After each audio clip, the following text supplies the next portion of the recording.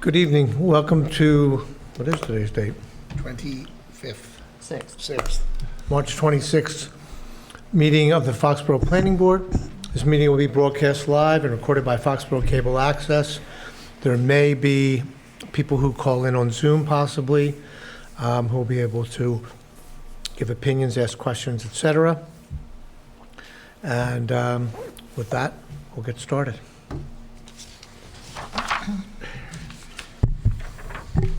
All right, good evening. This is a pretty light report today because most of the items that I've been talking about recently are going to be addressed in public hearings tonight.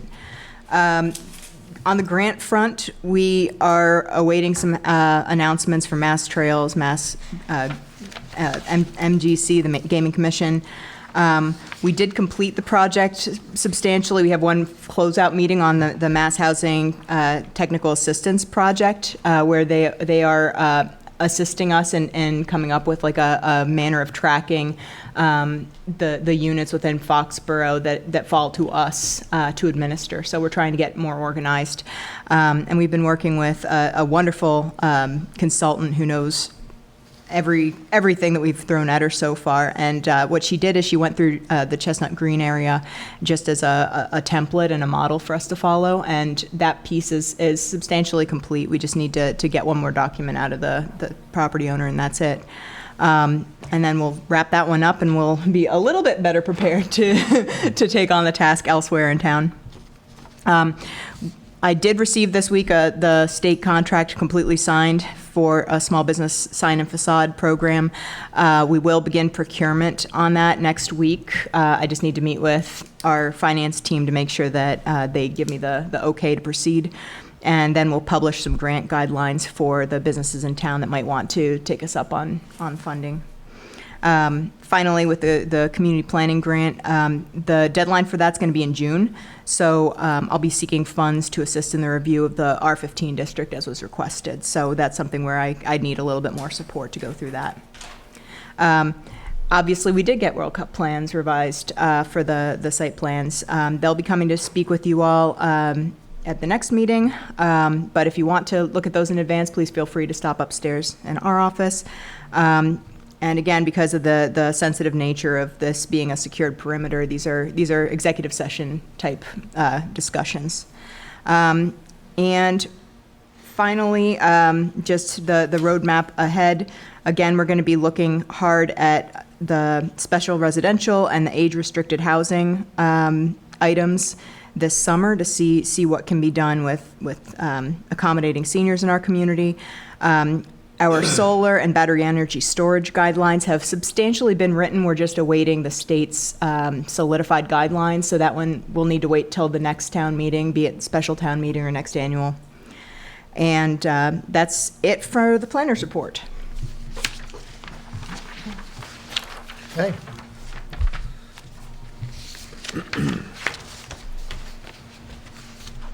So it being just about 7:05 p.m., we have a public hearing warrant article. Or what any meeting we need to deal with before that? Minutes? Yeah, we'll do. Yes, Minutes, I said about the minutes. March 12th minutes. I'd make a motion, we approve the minutes from March 12th, 2026 as submitted. I'll second. All those in favor? Aye. Aye. Okay, public hearing warrant article, Foxborough zoning bylaw, amend various provisions of the code, including tables in sections 4.1.1, 9.66, 9.76, and 9.83, to replace the word yards with minimum yard setbacks. Section 3.16, table 3.1, use groups L.3 and L4 and L5 to make changes in certain zoning districts that are consistent with other zoning districts in such groups and sections. 11.1, to add definitions for single-family dwelling, front yard, rear yard, and side yard. Good morning, Bonnie. Good evening. For the record, Barnett Overett, Chair of the Zoning Board of Appeals, and this is my, I think I said last night, what annual and every once in a while, twice a year visit to the, in this case, the Planning Board. Last night it was the AdCom relative to this and a couple of the other articles that will be considered tonight. Essentially, what this article will do is make some changes to the zoning bylaw that I think are appropriate, to add some definitions to the zoning bylaw that are appropriate. And items 1, 2, and 3 relate to the definitions in item 8 of front yard, rear yard, and side yard. A couple years ago, when I was drafting the bylaw revisions for accessory dwelling units, there's a provision in there that says no accessory dwelling unit can be in a front yard. And town council said to me, well, do you want to define front yard? And I said, look, I've been on the zoning board for about 30 years. We've never had any questions as to what's a front yard, never had any questions as to what's a rear or side yard. I don't think that's necessary. Everybody knows what a front, rear, and side yard is. However, I did get to thinking that maybe it would be appropriate to have definitions. Looked at what other towns do. Most towns do define those terms. Spoke with Scott Shippey, the building commissioner, who said he loves definitions. Spoke with Catherine and Gabby about it, and we decided to come up with definitions. However, in reviewing what I was proposing a year ago, I sat down with another attorney, who happens to be the town moderator, and showed him what I was planning, and he said, well, I got a problem with that because I don't define yards in the same manner you do. And when I thought about it, the reason was because in the dimensional tables, we use the word yards. And I think that would allow somebody to read a yard of only being what the setback is. So as a consequence, in order to address that issue, I'm proposing to change the word yards, whatever appears in any of the dimensional tables, to minimum yard setbacks, which is really what we're doing in those tables. Items 4, 5, and 6 deal with residential accessory uses and structures and residential garages. And really what I'm planning here is to treat in the general industrial, limited industrial, S1, and highway business districts, treat those issues the same as they would be in the other districts within the town. The reason being, although I don't think there are many houses in those commercial districts, there are some. And anybody who's living there who desires to construct a garage, a detached garage, should be treated the same as somebody who lives in the R15 or the R40. So therefore, the reason for those changes. Item 7 is to give a definition for quote-unquote single-family dwelling. We have definitions in the bylaw for multifamily dwelling. We have definitions for two-family dwelling. For whatever reason, we don't have for single-family dwelling. This would probably be the simplest definition in the entire zoning bylaw. Agreed. Item number 9 is just to put the definitions of gross floor area and net floor area under the category area. So it's really just moving the existing definitions to a single place. And what I would propose, and I spoke with you, Mr. Chairman, yesterday about this, I have one other item to add to the list. And let me just read how it would read, and then I can explain the basis for this. And that would be to amend Note 9 of Section 3.1.7, Notes to Table of Use Regulations, by deleting the second sentence of such note.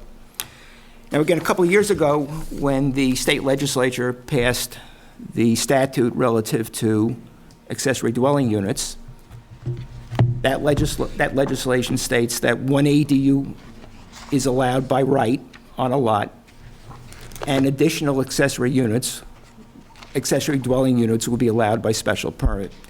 So I read that as meaning additional units are required in a bylaw as well as the one that's allowed by right. So as a consequence, I wrote, and town meeting passed the bylaw provisions that provided that one accessory dwelling unit is allowed by right and additional ones are allowed by special permit.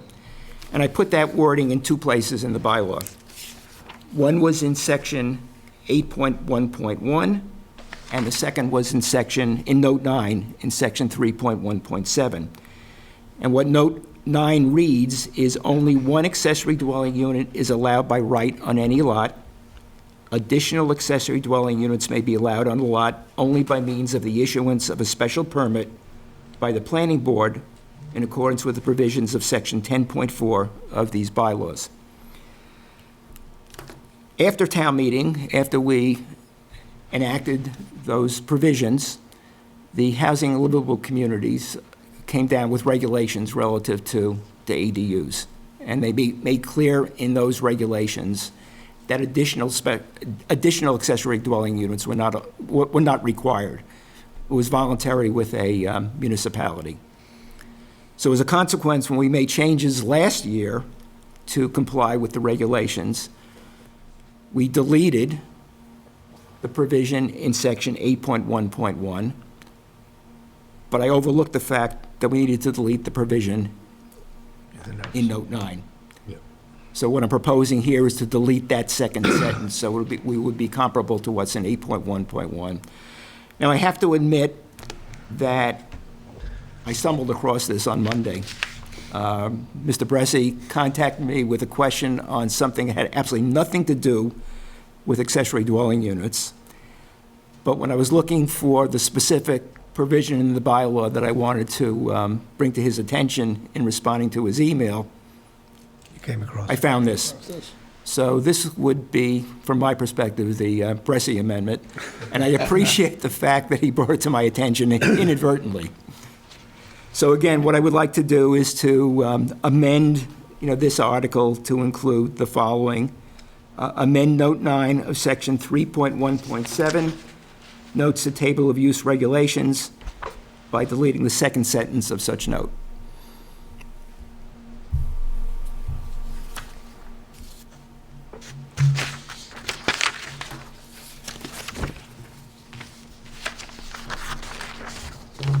Barney, to your knowledge, has applications for ADUs been tested here or anything, or you're just cleaning up language? Right? Not to my knowledge. Catherine, you haven't seen anything? Nothing that involves anything that we're talking about tonight. There have been 3 that have COs so far. I think about a dozen that have been permitted so far. Oh, really? Okay. Need a vote on that? That's it for me, Hearing. for now. Okay, so I'll entertain a motion to close the public hearing. Oh, Yep, we need so to moved. take comments. Oh, I'm sorry, I apologize. Please, if you have a comment or question, feel free. Anybody? No. Hearing none. Then I'll entertain a motion. And I'll second. All those in favor? I, Aye. It being, well, almost 7:15 PM. I got 7:10. You got 7:10? Yeah. Oh, I'm sorry, public hearing for warrant article, Foxborough zoning bylaw, amend section 9.2, design review overlay district by replacing certain language in section 9.21, describing the purpose of the district, 9.22, clarifying the definition of the district, and 9.24, 9.2.4, by deleting and replacing the new language on applicability, and section 10.5.4, which clarifies applicability during the site plan review process. Sure. So this is an item that comes out of real lived experience with the Design Review Board, for those who are not familiar. This is a body that has oversight into the design, the aesthetic of any non-residential or multifamily project that is under development within the Foxborough common area roughly, though it's a fairly large footprint. There was confusion over 2 different elements, the first of which is where duplexes or 2-family residences fit into this. And there was discussion back and forth between members of the board, the building commissioner, and we ultimately asked town council for an opinion on whether multifamily would encompass duplexes or not. The town council sided with the building commissioner in saying that the building code defines them separately as 3+ units. Therefore, if you want to have this board look at two-family homes as well, you really need to modify. So that's the first change. And the second change is when it comes to enforceability. Some of the projects that come through that body, they need a special permit or a site plan anyway, but other projects might not. But they still materially affect the character of the neighborhood to the extent that the building commissioner would recommend them to this body. When a project comes in that way, there's really no defined enforcement mechanism because there's no signed official paper. There's a memorandum from the design review board, but within the bylaw code, it is clearly listed as like a recommendation to another board, and there was seemingly a hole when it came to the enforcement. The building commissioner felt wary about touching projects when they didn't go through another body because he really didn't have a lot that he could point to as basis for the enforcement. So again, sought the town council's feedback on that, and again, the conservative approach would be to side with the building commissioner and say, there is no enforceability. So the second thing that this revision would do is to provide an abbreviated site plan review process where the project would come before you all. You would look at what was being proposed, what the recommendations were coming from the design review board, sign off on them, and then the building commissioner would have something to hold up and say, look, this is signed, sealed, delivered, and you have to do this. The rest of the processes would be followed under the design review overlay district language as it already relates to projects that come before the planning board. There's already language that addresses that, so the same language would apply. It's just adding that extra site plan review step for those projects that kind of fall in the hole. So just to clarify, would every application in district be subject to that provision of having a preliminary hearing before the board, public hearing before the board? Or just duplexes? It's a typical site plan review process, so it would involve what's already required to that extent. We are hoping to abbreviate it, so that's something that we're still working on the mechanics in the background of that, because the way that we write our site plan review process, it addresses things that are a little bit grander in scope than some of the projects that Correct. involve the design review board. Okay. Any other questions? Any questions or comments from the audience? Hearing none, I'll entertain an approval of that change. No, close the public hearing. Pardon me. Close the public hearing. Is there a motion? Motion to close public hearing? Second? Second. All those in favor? Aye. Aye. Now I'll entertain a motion to approve. Well, you didn't do that on the first one, so Yeah. do you want to wait and do them Why all don't at we the end? do 'em Yeah, I'll all do them all. together? Okay, that's fine. It being sometime past 7:15, public hearing warrant article, Foxborough zoning bylaw amendment, amended section 9.0, special district regulations by adding a new section 9.9 to establish the Neponset Avenue overlay district. Good evening again. Barnett Overett, Chairman of the Board of Appeals, and also a member of the working group that has been involved with preparation of this warrant article. The proposed bylaw that's in front of you results from a meeting that was held this past summer with a representative of Schneider. That meeting included Paige Duncan, the town manager, Bill Yukna, Bill Buckley, Kevin was there, and I was there. And what resulted from that was first to establish a working group to develop a zoning bylaw that would address how the Schneider property on Neponset Avenue could be developed.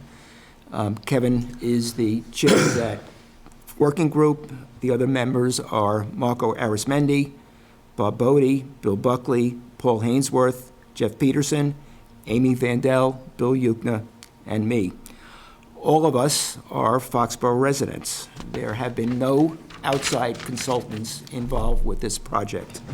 Several of us are actively involved with land use, planning, and zoning issues, and we've had the invaluable assistance and involvement of Catherine and Gabby in the process. The zoning bylaw that we have developed is definitely and exclusively a homegrown plan.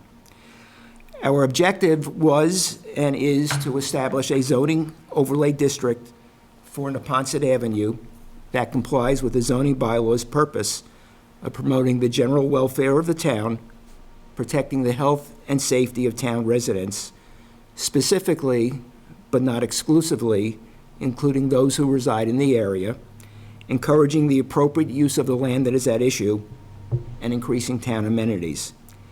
In this respect, we not only considered what is best for Foxborough, but what we, as Foxborough residents, would find acceptable and desirable if we reside on or in proximity to Neponset Avenue. Let me summarize what the overlay district bylaw provides. First of all, the overlay district is divided into 5 distinct parcels with the uses that are permitted in each parcel specified. Parcel A, which you can see on the, hopefully you can see on the board, on the screen, consists of slightly less than 6 acres in area.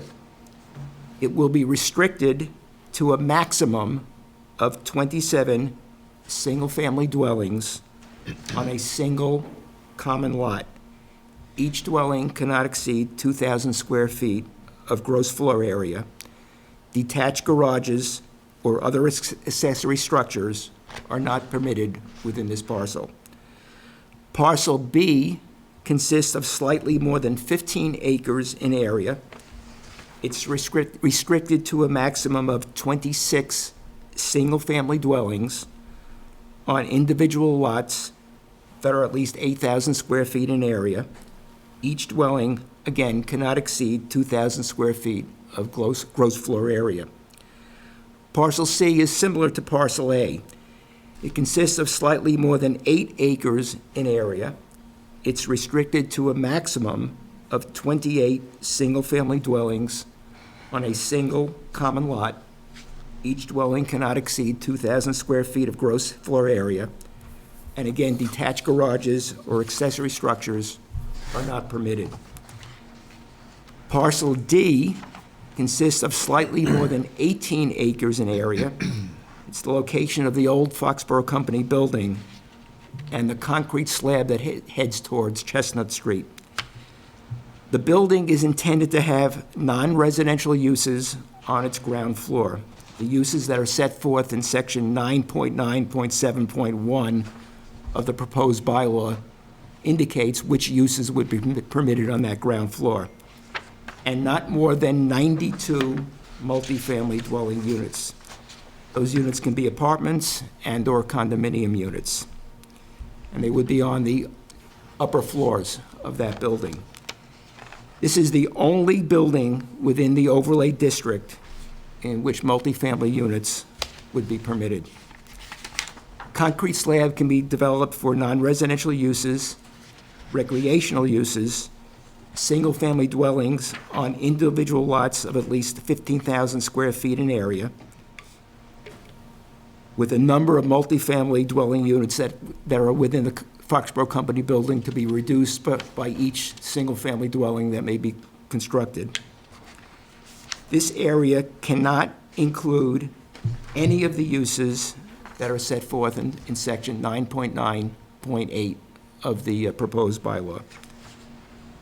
Parcel E consists of approximately 10.2 acres, and it will be dedicated to open space. The headline in this week's Foxborough Reporter read, "Housing Plan Stirs Anger." Let me be perfectly clear, this is not a housing plan. It does provide for possibly 81 single-family homes and possibly 92 multifamily dwelling units. That remains to be seen.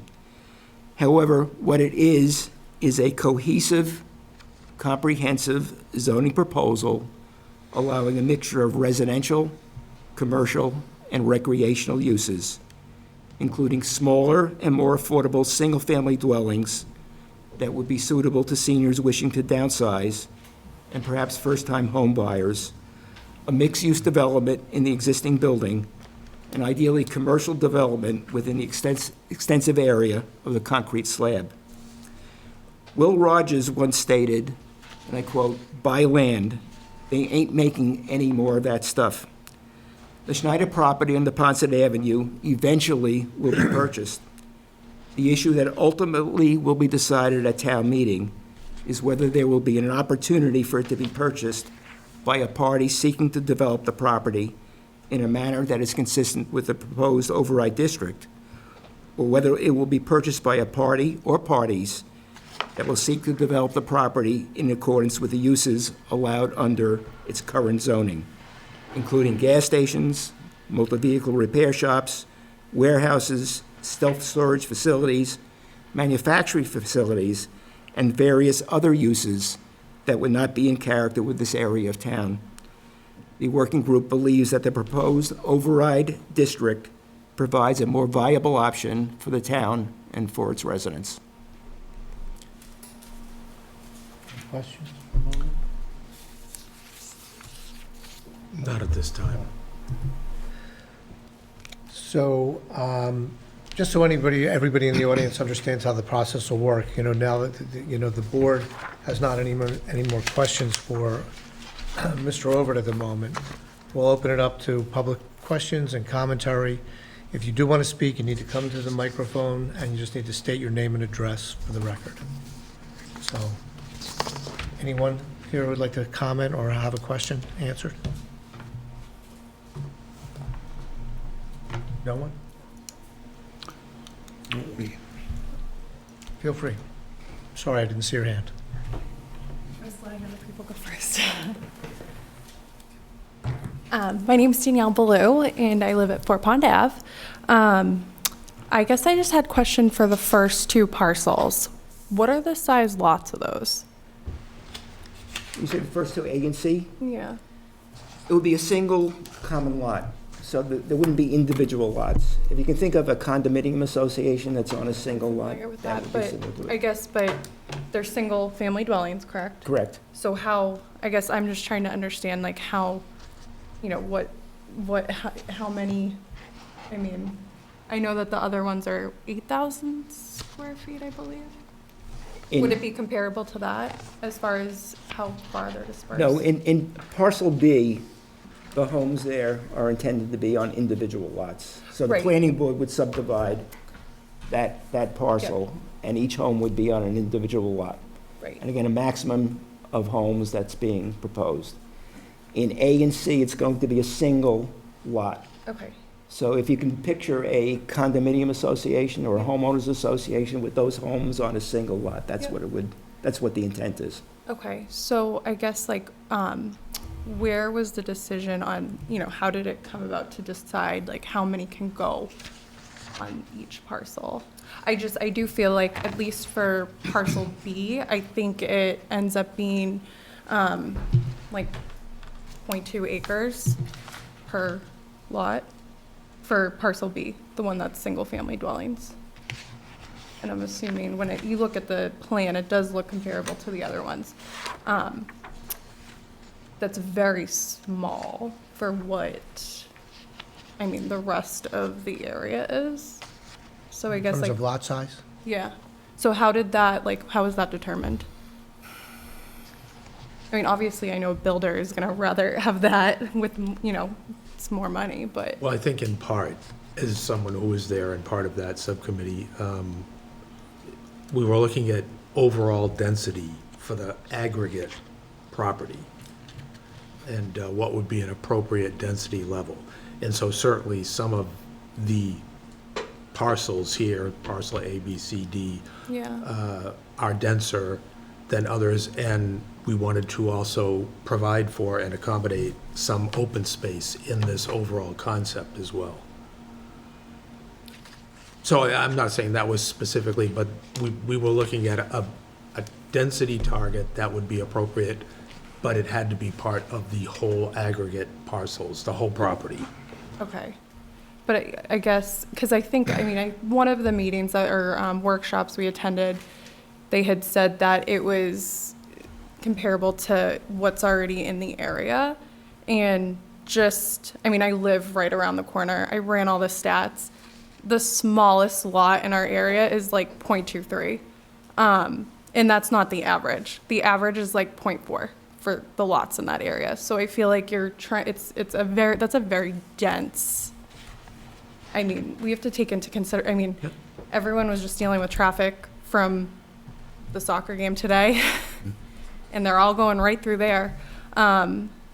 Bringing that many homes to that small of an area, it's just very compact. And it's not, the rest of the homes around there, average, and I did like an average on Pond Ave, an average on Fox Hill, an average on Chestnut Street, Neponset, Mechanic, just from where Neponset to Chestnut goes. And they're all around 0.4. I think the smallest was Bradner, which is right behind, which I think that would technically be a budding, I believe it's parcel B, but, and that was 0.34. So they're not small lots in that area, and average size homes too are about like 1,600 square feet. So when you say 0.4 or 0.34 or whatever. Acres. Acres. Point- That's what I 0.4 thought. acre, I Yeah, apologize. that's what I Yeah, thought you meant. Okay. yeah. So, like when you're looking at the map that you guys did put together, you're like, oh yeah, those lots they look similar, but when you actually run the numbers, they're not. It's almost double of what one lot size would be. From that parcel. Yeah, That's a point well taken. yeah. And I do feel like, our homes are pretty close to each other already. So when you take that into, it's going to be tight.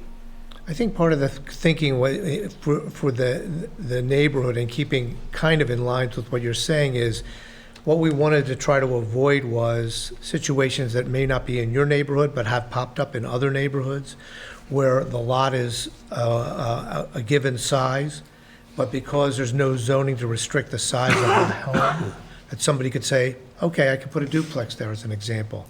Then later on, somebody buys a duplex, tears it down, and puts a much bigger home on the lot.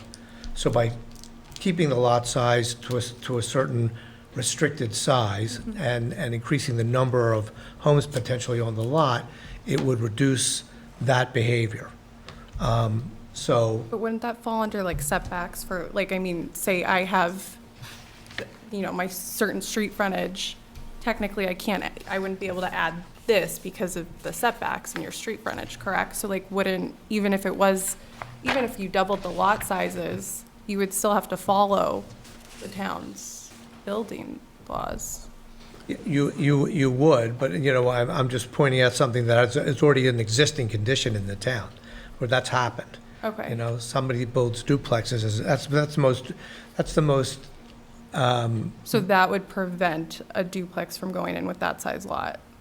it would prevent that, but also it would prevent the opportunity for someone to say, I can tear down that duplex and now put a much bigger home within the same envelope.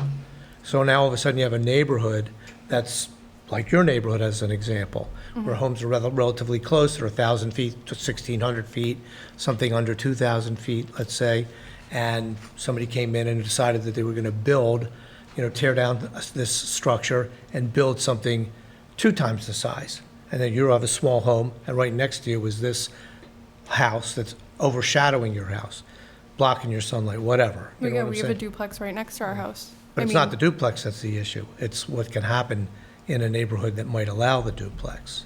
So Okay. it's, And the override district does not allow duplexes. Okay, so no duplexes. Correct. So and then realistically, the only condo-like, even though they're single-family dwellings, would be A and C. Correct. Okay. Well, unless there were condos in the large building, the existing building. And then, But as far as single-family homes that would be condo-like, it would be an A and C. okay, and are we taking into consideration the amount of population, just in that area when we add this? you mean what the expected population would be? Yeah. Okay. And how that's gonna, the center, we're right off the center, right? It's already busy enough. You can't even get parking anywhere when you're, this is just gonna increase. Just today, we had to call, our neighbors down the street had to call Foxborough Police Department because we have people cutting through, flying down the street. When we now you're gonna add neighborhood here, they're gonna be dealing with the same stuff, and then we're also dealing with Gillette Stadium traffic. On top of all of the traffic for, I think, what's the total, 180 about units total? At maximum, if a developer were to do this, there would be 81 single-family homes. That would be the maximum 81. permitted. And then 92. At maximum, 92 multifamily So units. 170, Correct. yeah, But so, again, those are multifamily units within a building at maximum. right, times 2. Say average, there's 2 to 3 people per house or unit, and that's minimum. I mean, that's almost 600 people, not counting children. Well, I would make a couple of observations. Yeah. And one is that, as Mr. Overett said in his preamble or explanation, this is not a housing plan. This is just a framework, a zoning framework that would allow certain things if certain conditions are met to our satisfaction, and also if certain other conditions in the real world are also met. Site conditions being among them, financing being among them. And so this is a framework, and But this I is just the wanna make max sure every- amount that could potentially go in. Absolutely. That's what Yes. I'm, absolutely. I know there's buyers probably in the works. Right. No one's set, but technically a builder, you're setting the groundwork for whatever builder comes through or whatever We are, developer. that's exactly And- what this framework Yes. is, yes, as opposed to a commercial framework, or as opposed to an industrial framework, which we already are dealing with at the present time, So I with the guess, current zoning. like, was there a reason obviously, it's better to have residential there, right, instead of commercial or, I We mean, kind of thought that. that's, and I'm not ignorant, I know someone's gonna build here, right? But I guess, was there a reason why it just seems like a lot of units, like, there was no thought in maybe like reducing it a percentage, or? I think that committee went through several iterations of discussions on different target levels on different parcels, as well as the overall target level. And part of it, honestly, was after doing some research about what types of residential projects would be tenable. We don't want to do anything that is not going to be tenable. We want to try and move this forward. And just to put that in context, I think it's helpful for everyone to understand that in 2025, that aggregate property was valued at about $14 million. And right now, a year later or 18 months later, it's valued at a little over $4 million. So that's an issue for the town as well, in lost tax revenues. So, I mean, these are all things that were kind of talked about and taken into consideration. And I perfectly understand your point about density. I mean, density was discussed ad nauseum within that committee. And I, in bigger picture, I mean, our schools already are capped. I have a son in the schools. I mean, the resources are so low, and like, I know that ideally this is supposed to be, people trying to downsize, but at the end of the day, you can't restrict who's gonna buy it unless it's 55 plus, right? And I don't think we'd want to go down that route anyway. Huh? I don't think we'd want to go down that road anyway. Right. So, like, can the schools, I know not everyone's going to have children, but essentially, I mean, this is a huge amount of homes going in is. where that's going to bring in, I mean, you could have a 30% of those units be children, and it could be 2, 3. I mean, And honestly, I don't mean to be contentious or Yeah. even to play devil's No. advocate, but if you look at the last 10, 15, 20 years in Foxborough and the total number of housing units, both in terms of rental, condominium, and single-family that have been added, the school population and enrollment has steadily gone down. Now, I'm not saying that's But going to this is continue to be the one case. area. That's the only, that's So, why I'm focused. It's There might be one redistricting area. involved Right. at the elementary level. So, but it is one specific area versus, it's not like it's dispersed where it's 180 homes all over the town. Yeah. Yeah. Yes, yes. I understand your concerns. Barney, could you speak to the, and this is really kind of going out on a limb, the probable size of a dwelling that could go onto these parcels? Because 2000. from what I understand, the lot sizes are so small with your setbacks, then you're gonna be restricting the buildable size of a property. Yeah, I think that the best that I can come up with, the property off a community way that Joe Lynch developed, it was part of a comprehensive permit. I think those homes are actually a little bit larger than 2,000 square feet in gross area. But I think that, to my mind, that would be the closest that I can think of. Okay. And it's also a dense area Right. there. It is. But that to my mind, would be Because I was size-wise. envisioning less than 2,000, but, I can't think of any offhand. okay. So the lots right across from Stop and Shop, I can't think of the name, I think O'Reilly Lane, those are about about a tenth of an acre. And those are, so you're essentially doubling that. And those are about, I think, 2,000 square feet. I guess I can never escape that development. Been one of the three individuals who approved, that was also a comprehensive permit, so the circumstances were different Right. there. We had no control on that one. Okay, okay. That's all I have. My wife brought that up tonight at dinner as well, so. Thank you. Thank you very much. Anyone else? Questions, comments? Don't be shy. We're here to hear what you have to say.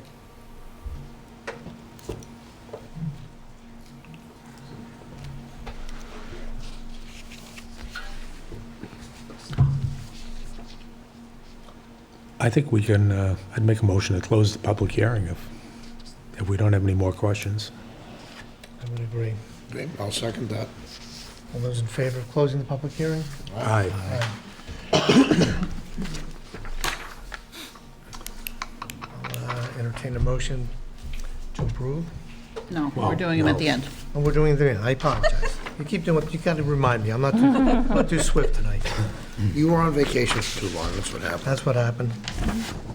We have one more public hearing, warrant article, Foxborough Master Plan. The planning board will consider the adoption of a 2025 revision to the town's master plan and submit it to town meeting for endorsement. So this one's a little bit different from the rest.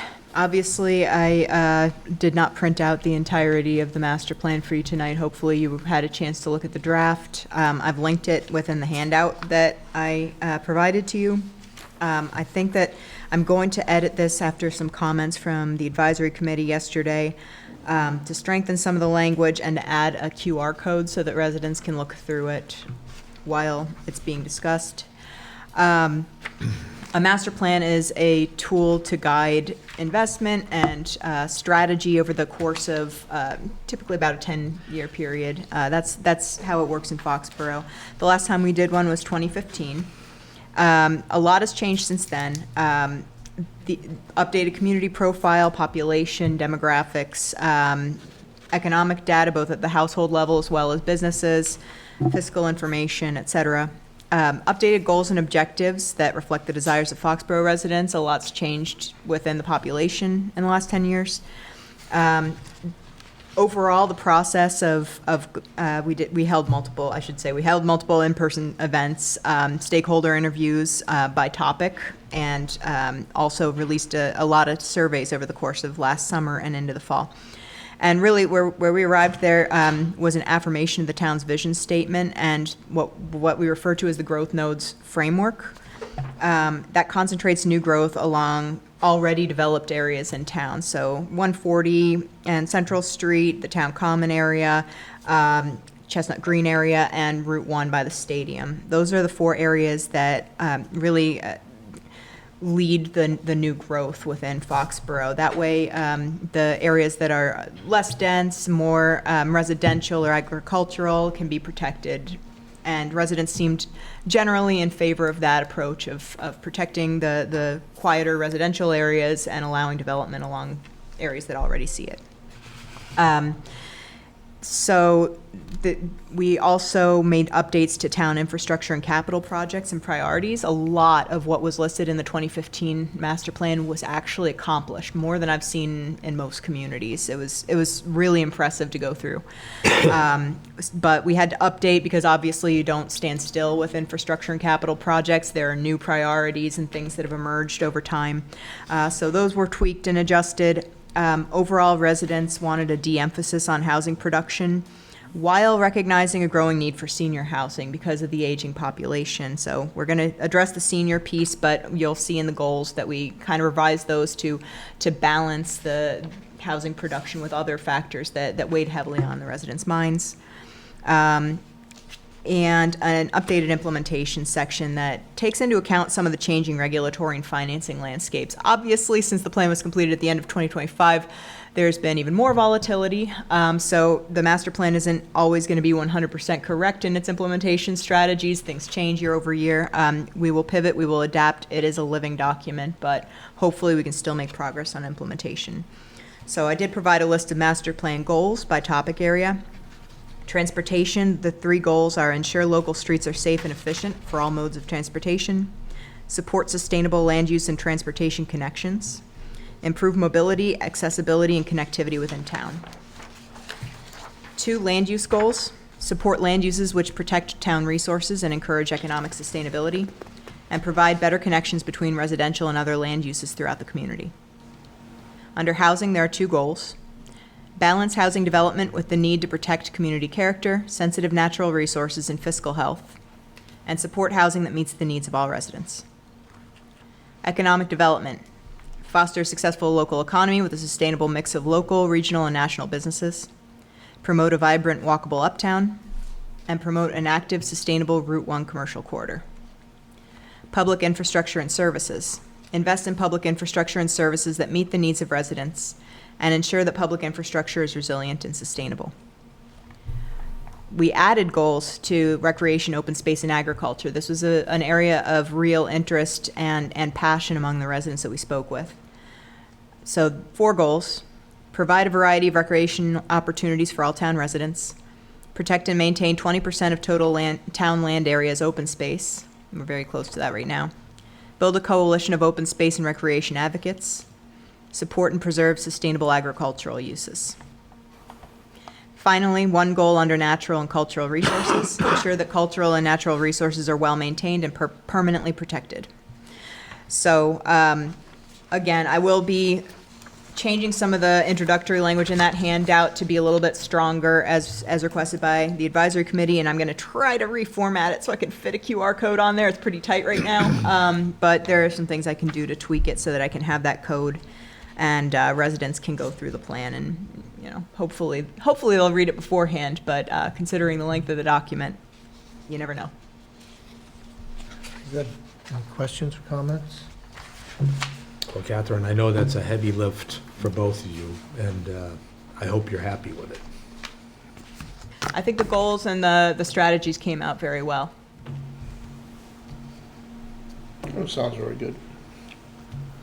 And AdCom did express its support for the, this particular warrant article. Actually, for the 3 we spoke with them about, but they did express the support for it. So before we take the votes on these particular matters, I just want to remind everybody in the audience that the fact that we've had the hearing and the fact that we're going to take a vote on it, this process doesn't stop here tonight.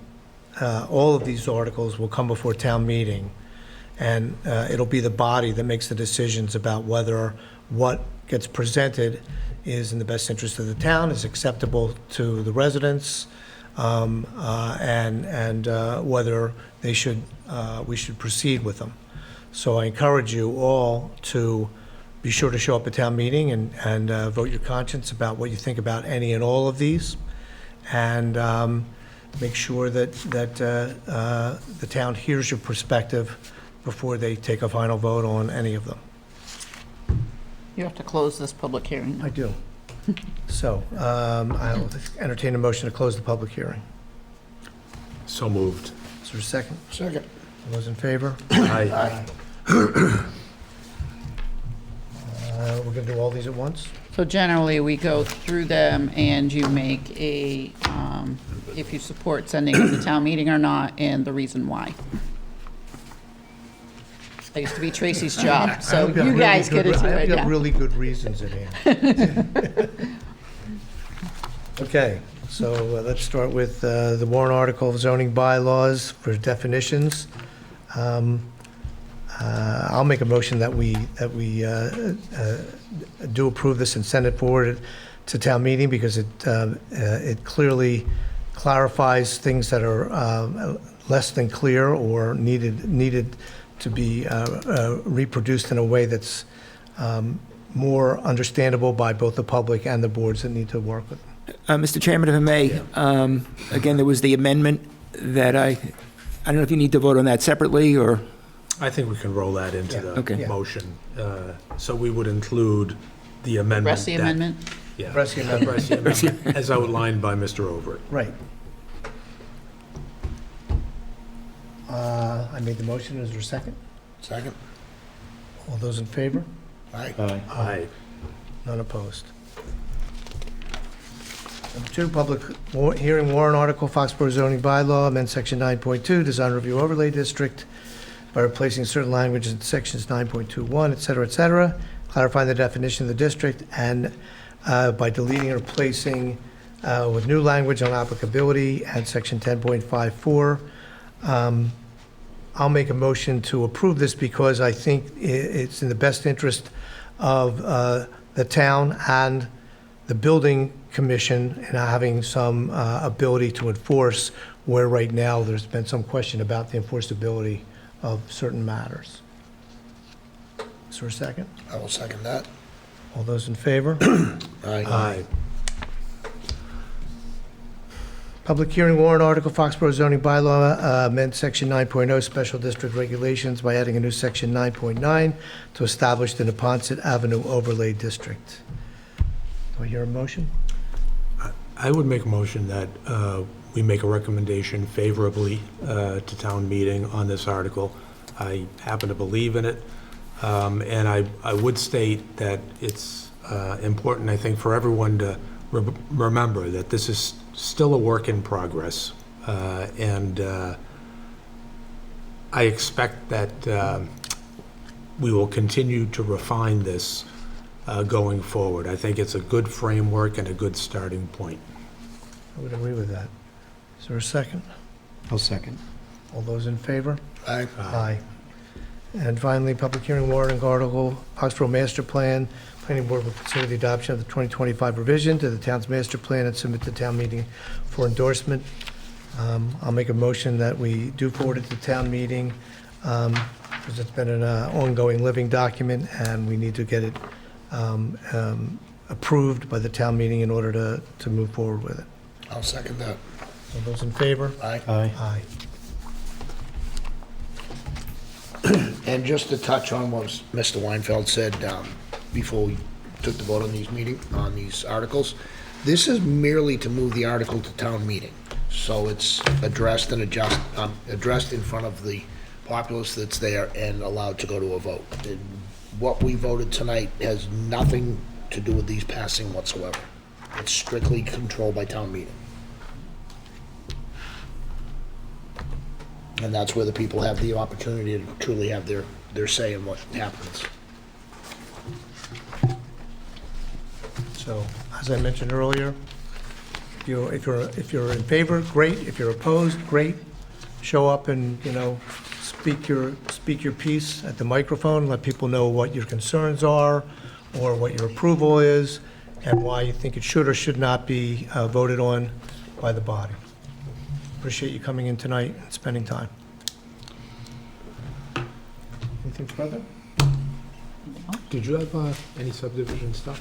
You have a decision that has to be signed, Kevin? Just one? Yeah. That's all we got. I think we can adjourn. I'd make that in the form of a motion. I'll second it. All those in favor? Aye. Aye.